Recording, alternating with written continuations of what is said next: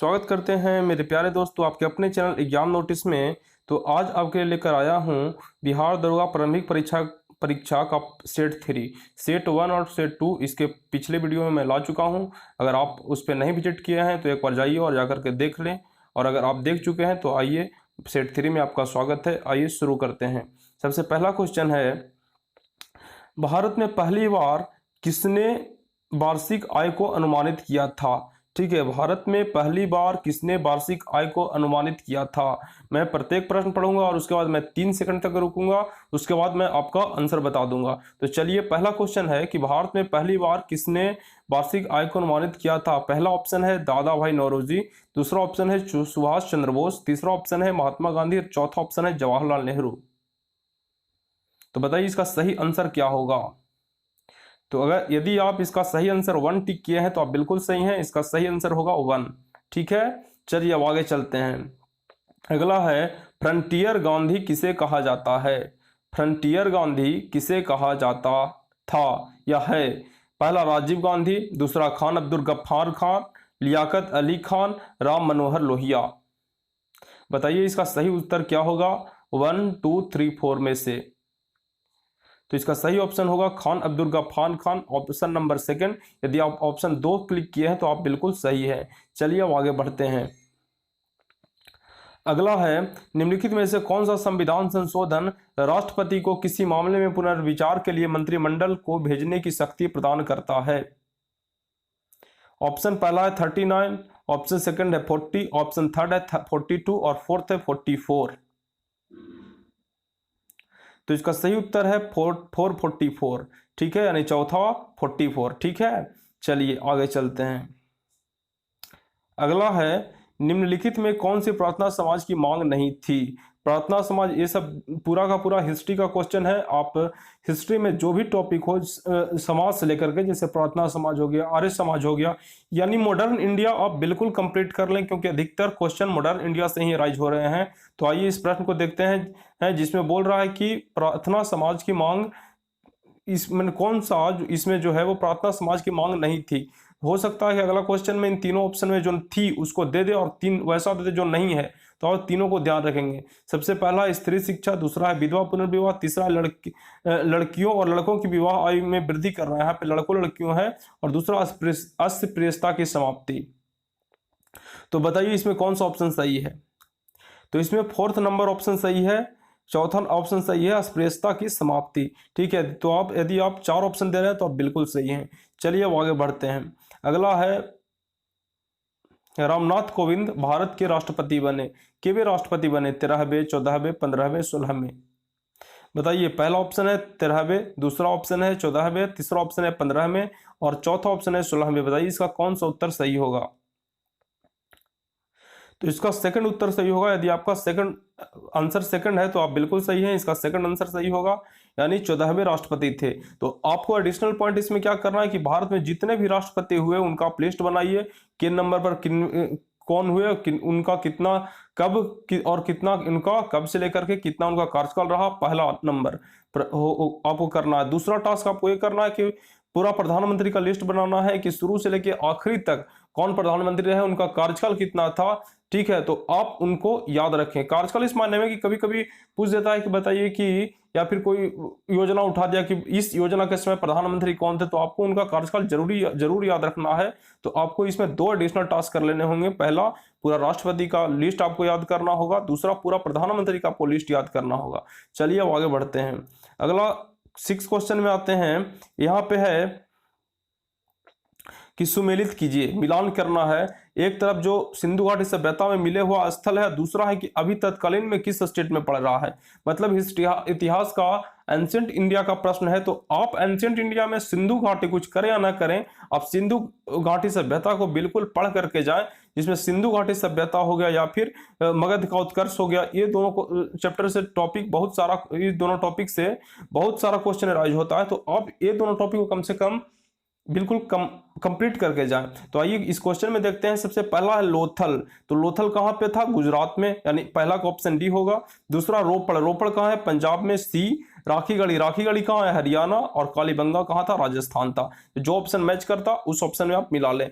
या फिर इन सभी सवालों को करने का ये है कि अगर आपको फर्स्ट का डी मालूम है तो आप मैच करें कि फर्स्ट का डी कहाँ पे है। अगर कभी कभी ऐसा होता है कि 2-3 ऑप्शन में दिया हुआ रहता है तो कम से कम आपको जानना आवश्यक है। अगर 2 आप जानते हैं तो हो सकता है कि आप उसमें क्वेश्चन में टिक आउट कर दें।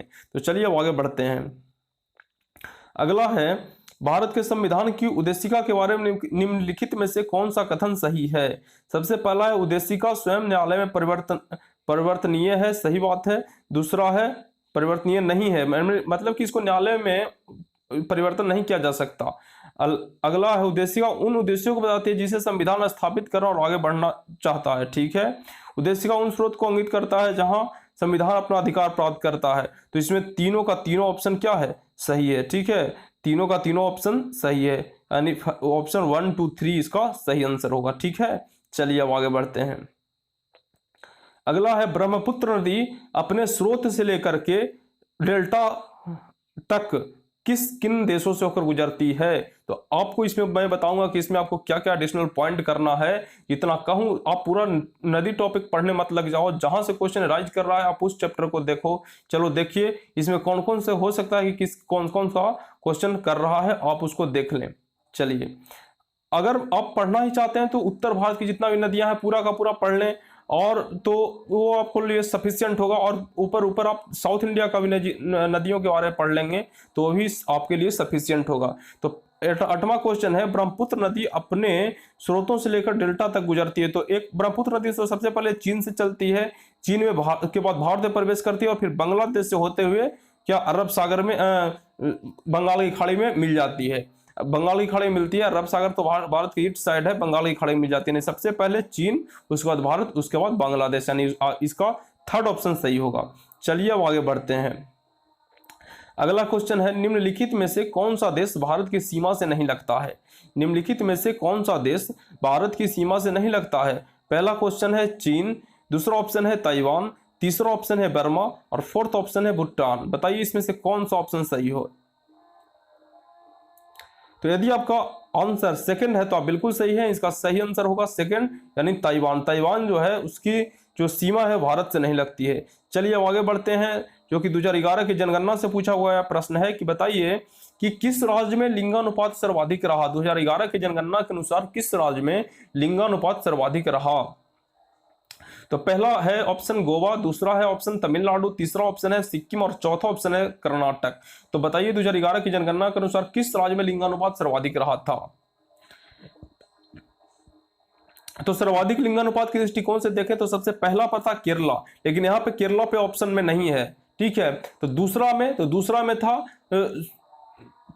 पांडिचेरी, यानी पांडिचेरी दूसरा में था, ठीक है। और तीसरा में था तमिलनाडु, यहाँ पे पांडिचेरी भी नहीं, इसलिए सही ऑप्शन हो जाएगा सेकंड। चलिए अब आगे चलते हैं। कहता है लूसी, यहाँ पे मूसी नहीं है, यहाँ पे लूसी है। लूसी दुनिया की सबसे बड़ा जल मरुदा विस्फोट किस नदी पर, किस चीज पर है? ठीक है, मरुदा विस्फोट मतलब कि एक तरह से मरा हुआ एक जमीन है, वो किस द्वीप पर है? तो इसका सही ऑप्शन होगा, बताइए। 4th नंबर सही ऑप्शन होगा। यहाँ ऑप्शन 1, 2, 3, 4 है, यहाँ पे 3 होगा, यहाँ पे 4 है, तो 4th नंबर ऑप्शन सही होगा। चलिए अब आगे बढ़ते हैं। अगला है, लोकतंत्र के बारे में निम्नलिखित कथनों पर विचार कीजिए, ठीक है। पहला है, लोगों द्वारा निर्वाचित सरकार का गठन होता है। लोगों द्वारा निर्वाचित सरकार का गठन होता है, बिल्कुल सही है। दूसरा, लोकतंत्र में वर्तमान में सत्तासीन लोगों को की हर आने की संभावना काफी होती है। हराने यहाँ पे है, हराने की, यानी जो सत्ता और बैठे हुए हैं उनको हराने की संभावना ज्यादा होती है। बिल्कुल गलत है, ऐसा कुछ नहीं है। अगर सत्ता और बैठा हुआ आदमी बहुत अधिक काम कर रहा है तो उसको जीतने की संभावना बहुत ज्यादा है। चलिए, तीसरा है, प्रत्येक मत का मूल्य क्यों होता है? बिल्कुल सही है, यानी इसका आंसर 1st एंड 3rd होगा। चलिए अब आगे बढ़ते हैं। अगला है, सकल घरेलू उत्पाद को किसके सभी के मूल्य के रूप में परिभाषित किया जाता है या फिर किया गया है? सब पहला ऑप्शन है, किसी अर्थव्यवस्था में 1 वर्ष में उत्पादित अंतिम वस्तु एवं सेवा। दूसरा ऑप्शन है, किसी अर्थव्यवस्था में 1 वर्ष में उत्पादित वस्तुओं व सेवाओं। किसी अर्थव्यवस्था में 1 वर्ष में उत्पादित अंतिम वस्तुएं। और 4th ऑप्शन है, किसी अर्थव्यवस्था में 1 वर्ष में उत्पादित वस्तुएं। तो बताइए इसका सही आंसर कौन सा होगा? तो सकल घरेलू उत्पाद का मतलब क्या हुआ है कि किसी देश के अंदर एक वर्ष में कितना वस्तु और सेवाओं का उत्पादन हो रहा है, यानी इसका सेकंड आंसर सही होगा, सेकंड ऑप्शन सही होगा। यदि आपका आंसर सेकंड है तो बिल्कुल आप सही हैं। चलिए अब आगे बढ़ते हैं। अगला है कि निम्नलिखित में से कौन सी मुद्राएं स्पेशल ड्राइंग राइट्स की श्रेणी में आती है। पहला है यूएस डॉलर, दूसरा है जापानी एंड ब्रिटिश पाउंड, तीसरा है चाइनीज रेनमिनबी, चौथा यूरो। यहाँ पे स्पेशल ड्राइंग राइट्स जो आपको इकोनॉमिक्स से पढ़ने के लिए मिलेगा कि ये है क्या, कि इनकी मुद्राएं की वैल्यू बहुत ज्यादा होती है, बहुत ज्यादा विश्वसनीय होती हैं, और ऐसे 5 है, यूएस डॉलर, जापानी एंड ब्रिटिश, चाइनीज और यूरो। ठीक है, तो ऐसे 5 है जिनको हम बास्केट करेंसी भी बोलते हैं। ठीक है, इसका नाम बास्केट करेंसी भी है। तो यहाँ पे चारों का चारों ऑप्शन हो जाएगा, यानी सही ऑप्शन हो जाएगा 1 2 3 4। ठीक है, चलिए आगे बढ़ते हैं। अगला है 15 नंबर क्वेश्चन, भारत में निम्नलिखित में से कौन सा जैव विविध तप्त स्थल है। ठीक है, जैव विविधता का तप्त स्थल है। ठीक है, कौन सा है जो जैव विविधता का तप्त स्थल है। पहला पश्चिमी घाट, पूर्वी घाट, गंगा का मैदान, सुंदरबन। बताइए कौन सा है। तो सबसे सही और ऑप्शन उपयुक्त आंसर होगा सुंदरबन। ठीक है, जिसमें जैव विविधता का प्रफुल्लित है, यानी एक बहुत सुंदर उदाहरण है। चलिए अब आगे बढ़ते हैं। है कि कौन सा विटामिन जो है वो रक्त को थक्का बनाने के लिए, कौन सा विटामिन रक्त का थक्का बनाने के लिए आवश्यक है। Vitamin A, vitamin B, vitamin K, vitamin C. बताइए कौन सा विटामिन है जो रक्त को थक्का बनाने के लिए आवश्यक है। तो इसका सही और उपयुक्त आंसर होगा विटामिन के, यानी 3rd नंबर ऑप्शन। इसका सही और उपयुक्त आंसर होगा विटामिन के, 3rd नंबर ऑप्शन। आगे चलते हैं। प्रश्न है, गर्म रेगिस्तान में तथा उनके चारों ओर पवन धूल से बनने वाली मृदा को क्या कहते हैं। ठीक है, गर्म रेगिस्तान में, हॉट डेजर्ट में उनके चारों ओर पवन धूल से बनने वाली मृदा को कहते हैं, क्या कहते हैं बताना है आपको। पहला ऑप्शन है पांसु मृदा, दूसरा है दुमटी मृदा, तीसरा है बलुई मृदा, चौथा है लोस मृदा। बताइए इसका कौन सा आंसर सही होगा। यदि आपका आंसर 4th है तो आप बिल्कुल सही हैं, इसका सही आंसर होगा 4th। चलिए अब आगे चलते हैं। अगला है, निम्नलिखित में से कौन सा कथन सही है। पहला है 326 बीसी में सिकंदर ने भारत पर आक्रमण किया। दूसरा, आम्भी तो तक्षशिला का राजा थे ने सिकंदर की उनकी सेना का स्वागत किया और सिकंदर की मृत्यु 332 बीसी में हुई। बताइए इनका कौन सा आंसर सही होगा। तो सबसे पहला में देखते हैं 326 ईस्वी में सिकंदर ने भारत पर आक्रमण किया, बिल्कुल सही बात है। सिकंदर ने सबसे पहले कहाँ किया था, भारत में आक्रमण किया था। उसके बाद दारा सेकंड को परास्त किया। उसके बाद आया आम्भी के पास, तो आम्भी ने आत्मसमर्पण किया और उसकी सेना का स्वागत किया। और उसके बाद पोरस से बितस्ता का युद्ध या फिर बितस्ता का युद्ध हुआ और 323 में मलेरिया के कारण उसकी मृत्यु हो गई थी। ठीक है, 323 में मलेरिया के कारण उसकी मृत्यु हो गई थी। लेकिन यहाँ पे 332 ईस्वी यानी 300, इसका 3rd ऑप्शन गलत है, यानी इसका 1st और 2nd ऑप्शन सही होगा, जो कि 1st में है, यानी इसका 1st ऑप्शन बिल्कुल सही है। ठीक है, चलिए अब आगे चलते हैं। अगला प्रश्न है, India after Gandhi the history of the world's largest democracy नामक पुस्तक के लेखक कौन है। पहला है Davis Grossman, Ramachandra Guha, professor yes, यहाँ पे है प्रोफेसर यशपाल। ठीक है, प्रोफेसर यशपाल, लॉर्ड डेविस। बताइए इसका कौन सा आंसर सही होगा।